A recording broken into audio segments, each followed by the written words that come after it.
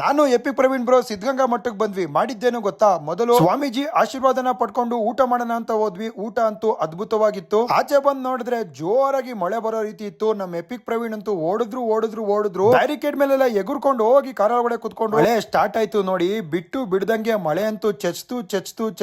Bengaluru Tumakuru highway car ride, love songs, ಸಖತ್ combination.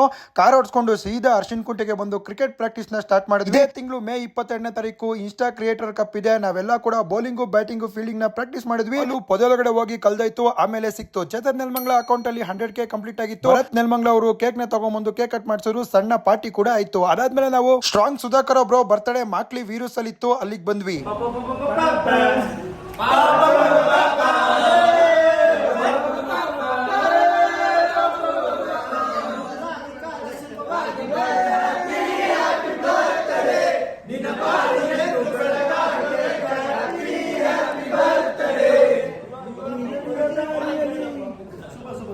Party ಚೆನ್ನಾಗಿತ್ತು ಗುರು.